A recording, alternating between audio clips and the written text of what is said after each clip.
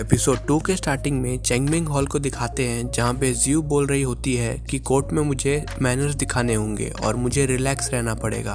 Court में revenue और defence ministry के लोग होते हैं।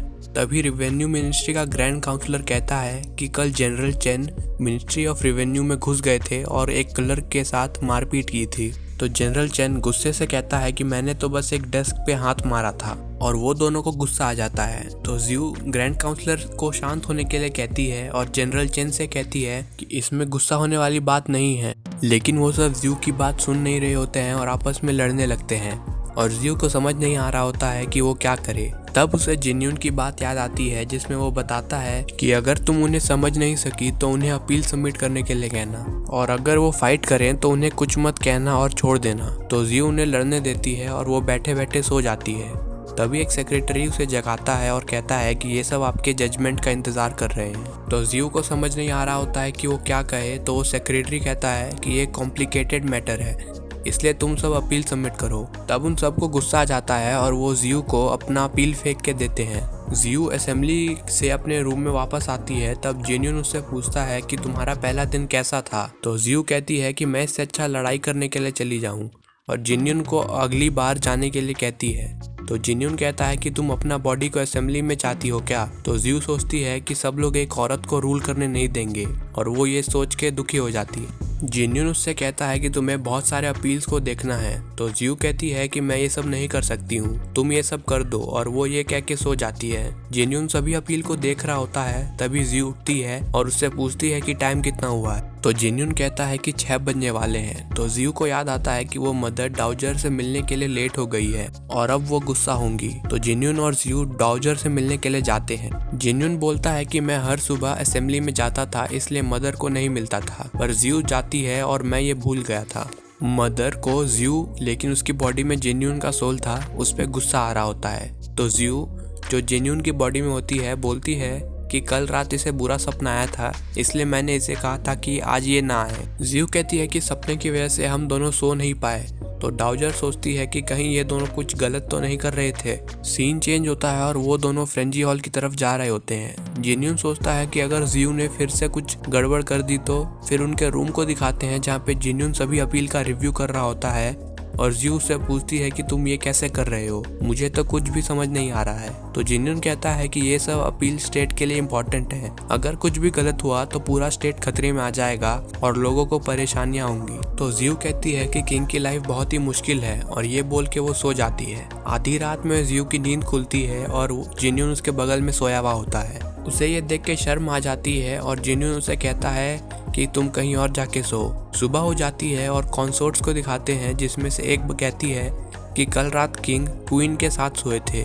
तो दूसरी कहती है कि मैंने तो सुना है कि उन्होंने क्वीन का कपड़ा बदलने में भी मदद की। नोबल कॉन्सोर्ट को ये सुन के गुस्सा आ रहा होता है और वो कहती है कि हम क्वीन को किंग को सिड्यूस करने नहीं दे सकते हैं। फिर जियो और जिन्यून को दिखाते हैं जहाँ पे जियो जिन्यून से कहती है कि मदर को गुस्सा मत दिलाना और जिन्यून जियो से कहता है कि कोर्ट में कुछ गलत मत करना।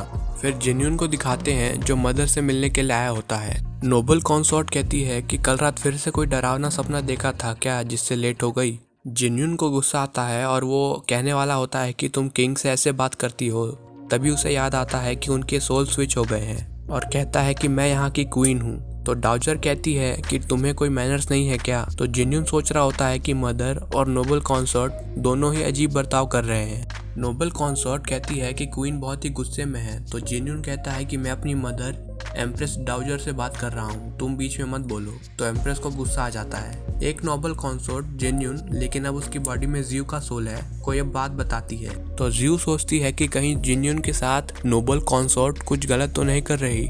तभी उसका सेक्रेटरी कहता है कि लॉर्ड जाओ जिनमिंग आपसे मिलने के लिए आ रहे हैं। फिर हमें पता चलता है कि जाओ जिनमिंग जिन्यून का भाई होता है। वो उधर आते ही रोने लगता है और अपने भाई जिन्यून, जिसके बॉडी में अब जियो है, उससे पैसे मांगता है। तो जियो उससे अपना मसाज करवाती है और उससे पूछती है कि तुम्हें पैसे क्यों चाहिए और कितने चाहिए। तो बोलता है कि ज्यादा नहीं है। तो जियो कहती है कि इसके लिए तुम्हें पहले अपनी सिस्टर इन लॉ मतलब जियो, जिसके बॉडी में अब जिन्यून है, उसे सिनिक हॉल से बाहर लेके आना है। तो जिनमिंग कहता है कि समझो आपका काम हो गया और वो वहाँ से भागते हुए जाता है और एपिसोड यहीं पर खत्म हो जाता है।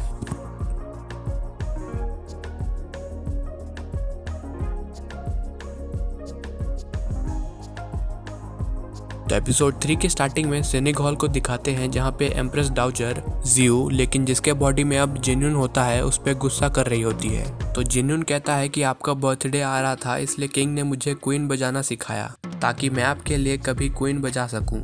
तो नोबल कॉन्सोर्ट कहती है कि तब आप अभी क्यों नहीं बजाती हैं, और वो वहाँ पे क्वीन बुलवाती है। बाकी सब कॉन्सोर्ट्स उसका मजाक उड़ा रहे होते हैं, लेकिन जिन्यून उन पे ध्यान नहीं देता है और क्वीन बजाना स्टार्ट करता है। वो क्वीन बहुत ही अच्छा बजा रहा होता है और डाउजर को वो बहुत ही अच्छा लग रहा होता है। तभी वहाँ पे जिनमिंग आता है और डाउजर सभी को वहाँ से जाने के लिए कहती है और जिनमिंग को अपने पास बुलाती है। जिनमिंग जिन्यून से कहता है कि मेरे भाई ने तुम्हारी मदद करने के लिए कहा था। जब वहाँ से सभी चले जाते हैं तो जिनमिंग मदर से कहता है कि मुझे चेस्टनट केक खाना है। फिर जियो को दिखाते हैं जो सोच रही होती है कि जिन्यून ठीक तो होगा ना, और वो फूल के पेटल्स को तोड़ के ये चेक कर रही होती है। फूल का आखिरी पेटल इन डेंजर पे खत्म होता है और वो सोच रही होती है कि कहीं उनके साथ कुछ बुरा तो नहीं हो रहा होगा, और वो जिन्यून से मिलने के लिए जाने लगती है। तभी वहाँ पे जिन्यून आ जाता है। जियो से पूछती है कि तुम्हें इतना टाइम क्यों लगा। तो जिन्यून पूछता है कि तुम्हें मेरी चिंता हो रही थी क्या। तो जियो कहती है कि मुझे लगा कि कहीं तुम मदर को नाराज ना कर दो। वो जिन्यून से पूछती है कि तुमने मामला संभाला कैसे। तो जिन्यून कहता है कि मैंने मदर से कहा कि किंग ने मुझे उनके बर्थडे गिफ्ट के लिए क्वीन बजाना सिखाया है। तो जियो कुछ गलत सोच लेती है और जिन्यून से पूछती है कि ये क्या कह रहे हो। तो जिन्यून कहता है कि मैंने कहा कि तुमने मुझे मदर को खुश करने के लिए क्वीन सिखाया, और बोलता है कि मदर ने तुम्हारे लिए गिफ्ट भेजा है। और वो उस पे बहुत सारे वुल के बॉल फेंकता है और कहता है कि मदर के बर्थडे के लिए उनकी ड्रेस पे लॉन्गेविटी वर्ड सिलो। तो जियो कहती है कि मुझे ये सब नहीं आता है, तुमने ऐसा प्रॉमिस क्यों किया। तो जिन्यून कहता है कि तब तुम ये अपील्स को चेक कर लो। तो जियो ड्रेस सिलने के लिए मान जाती है। सीन चेंज होता है और जियो को दिखाते हैं जो डाउजर के कपड़े सिल रही होती है। तभी वहाँ पे जिनमिंग आता है और अपने भाई को सिलाई का काम करते हुए देख के शॉक हो जाता है। जियो से कहती है कि मैंने कल एम्प्रेस को ये काम करते हुए देखा और मुझे ये बहुत ही इंटरेस्टिंग लगा, इसलिए मैं ये कर रही हूँ। और जिनमिंग से पूछते हैं कि तुम यहाँ पे क्या कर रहे हो। तो वो कहता है कि हमारी डील हुई थी ना पैसों को लेकर, उसे 8000 टेल्स वहाँ की करेंसी गोल्ड के चाहिए होते हैं। तो जियो कैलकुलेट करती है और उसे पता चलता है कि उतने पैसों से 80,000 विंटर क्लोथ्स 32,000 टन राइस खरीद सकते हैं। और जिनमिंग से पूछती है कि तुम्हें इतने पैसे क्यों चाहिए। तो वो कहता है कि मदर के बर्थडे के लिए मैंने एक अच्छा गिफ्ट देखा है, लेकिन 2 दिन पहले मैं अपने सारे पैसे हार गया। तो जियो पूछती है किससे हार गए। तो जिनमिंग कहता है कि उस दिन हमारे अंकल निंग ने मुझसे आर्चरी पे बेट लगवाया था, लेकिन मैं हार गया। तो जियो कहती है कि मैं तुम्हारे पैसे वापस लूंगी, और जिनमिन को अंकल निंग को बुलाने के लिए कहती है। अंकल निंग वहाँ पे पहुँचते हैं तो जियो से पूछती है कि मैंने सुना है कि आपने जिनमिंग के सारे पैसे ले लिए। तो निंग कहता है कि वो तो बस एक मजाक था। तो जियो कहती है कि क्या मैं भी आपके साथ आर्चरी का मैच कर सकती हूँ।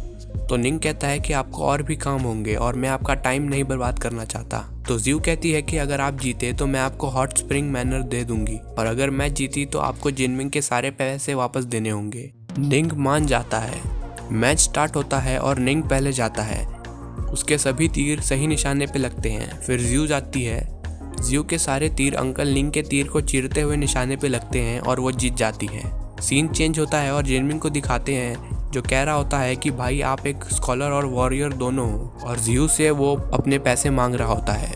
जियो से चिढ़ाती है पर बाद में उसके पैसे दे देती है। तभी जिनमिंग को याद आता है कि जिन्यून तो आर्चरी में गंदा था और वो उससे ये पूछता है। तो जियो बोलती है कि तुम्हारी सिस्टर इन लॉ जियो ने ये मुझे सिखाया है। तो जिनमिंग कहता है कि मेरे भाई को कुछ हो गया है और रोने लगता है। तभी वहाँ पर सेक्रेटरी आता है और बोलता है कि एस्ट्रोलॉजर वापस आ गया है। रात हो जाती है और 2 लोग को दिखाते हैं जो किंग और क्वीन के रिकॉर्ड्स को देख रहे होते हैं। उनमें से एक कहता है कि क्या तुम्हें कुछ नया मिला। तो वो कहता है कि मुझे कुछ भी नहीं मिला। तो दूसरा कहता है कि लगता है कि हमें और मेहनत करनी पड़ेगी किंग के बारे में खबर निकालने के लिए। और एपिसोड यहीं पर ख़त्म हो जाता है। Thanks guys for watching.